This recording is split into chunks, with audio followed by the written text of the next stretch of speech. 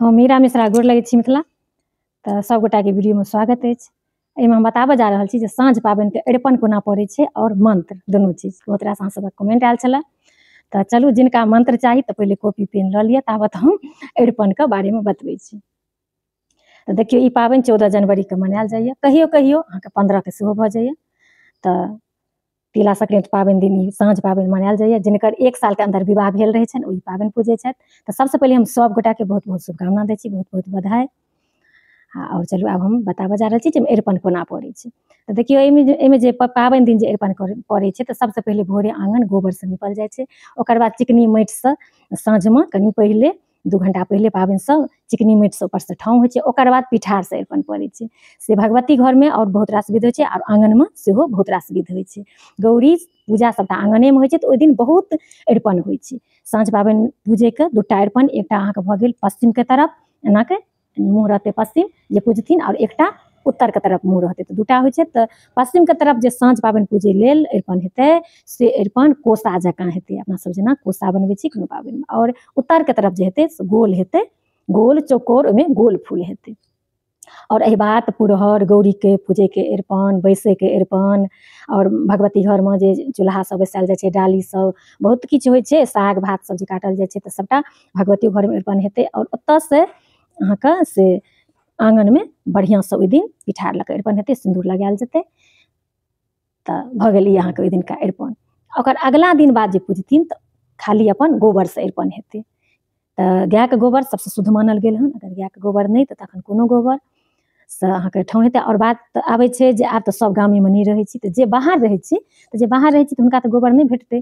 तऽ अपन टाइल्स परमे पहिल दिन टाइल्सके पोछि कऽ अपन पिठारके ठाँव कऽ लेथिन, कऽ लेब। और जे अगिला दिन जे से जे पूजब तऽ ओहि दिन सीधे पोछि देबै टाइल्सके और अहाँ पूजि लेब। तऽ देखियौ जहन गाम घरमे जे रहै छी से निश्चित रूपसँ गोबरके ठाँव कऽ पूजब, एक अपना सबके परम्परा छी और जीवंत रखबाक छै। बाहरमे तऽ लोकके ऑप्शन नहि छै, ताहि दुआरे। और देखियौ कतेक एहिमे से सहजतासँ जोड़ल गेल छै जे दोसर दिन जहन गोबरके ठाँव कऽ पूजै छलियै हमसब, तऽ आसनीके बदला खढ़ घीच कऽ, चारके घरमे सँ एकटा खढ़ घीच कऽ ओहिपर लोक बैसि कऽ पूजै छलखिन, ओ भऽ गेलै आसनी। मतलब पाबनि त्यौहार अपना सबके ई देखबै जे संसाधन कोनो मायने नहि राखै छै। हर एक पाबनि त्यौहारमे हमर इएह बतबैके रहैए जे बहुत रास नव वस्त्र सबके जे भऽ गेलै विधान से नवका पर्व भेलै। तऽ देखियौ कतेक नीक अपना सबके परम्परा आबि रहल छै जे आसनीके बदला अहाँ ठाँव लऽ लिअ। किएक बहुत लोकके काज रहनि कतहुसँ एलथि एनाके ठाँव कऽ लेलथि, एकटा लग्जरी लेलथि, एनाके खढ़ घीच लेलथि, बैसि कऽ पूजि लेलथि, कोनो ताम झाम नहि। लेकिन बाहरमे जे रहै छी तऽ हुनका से अगर अहाँ टाइल्स पर पूजै छी तऽ अहाँ आसनी निश्चित रूपसँ लेब, किएक तऽ बिना आसनीके ओ नहि पूजल जेतै।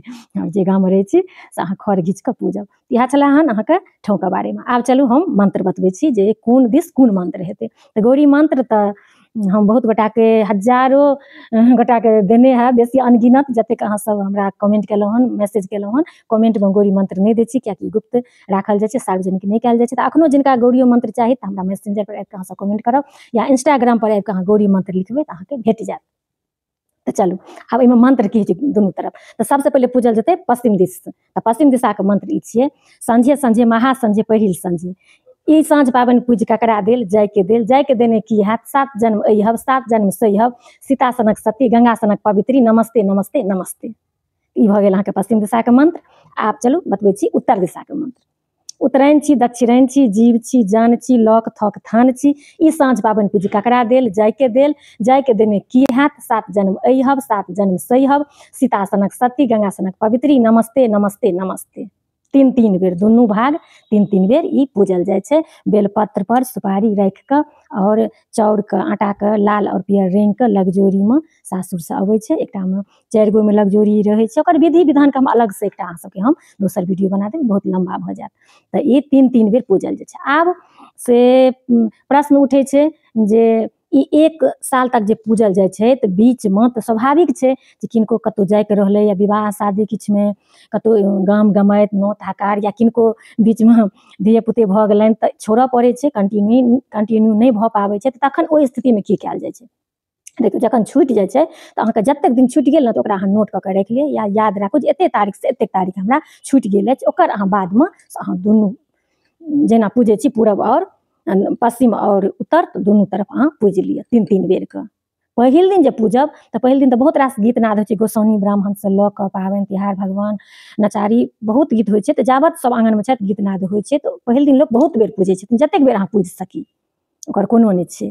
लेकिन दोसर दिनसँ 3 बेर पूजल जाइ छै। तऽ जतेक दिन अहाँके छुटि गेल से अहाँ पूरा लिअ। ई जे अहाँ चाहबै जे अगिला हफ्ता हमरा जाइके यऽ या अगिला हफ्ता हमरा धियापुता भऽ जायत तऽ 1 महीना नहि पूजब, सवा महीना जेना नहि पूजा पाठ कयल जाइ छै, तऽ अहाँ सोचबै जे हम पहिले कऽ ली, ई नहि हैत। पहिलेके विधान नहि छै, कियाकि समयके हम अहाँ हाथमे नहि लऽ सकै छी, ओ ईश्वरे टाके हाथमे छनि। ताहि दुआरे जखन छुटि जाय तखन ओकर प्रति अहाँ कऽ लिअ। चलू, हमरा लगैए अहाँ सबके जे ई सबटा डॉट क्लियर भऽ गेल हैत मंत्र और अरिपनसँ। तऽ अगर हमरासँ किछु छुटि गेल हेतै तऽ अहाँ सब कमेंट करब, ओकर हम रिप्लाई देब या दोसर वीडियो बनेबै तऽ ओहिमे हम ऐड कऽ देब। तऽ चलू, केहन लागल अहाँ सबके वीडियो? अगर नीक लागल तऽ एकटा शेयर अहाँ सब जरूर करबै, एकटा कमेंट जरूर करबै, कियाकि एकटा कमेंट पढ़लासँ बहुत प्रोत्साहन भेटै छै, बहुत एकटा अन्दरसँ एनर्जी आबै छै। तऽ चलू, जायत फेर हम सब गोटाके साँझ पाबनिके बहुत बहुत शुभकामना दै छी, बहुत बहुत बधाई, और मिलै छी बहुत जल्दी दोसर वीडियोमे। ताबत तक लेल सब गोटाके जय सिया राम, जय मिथिला धाम।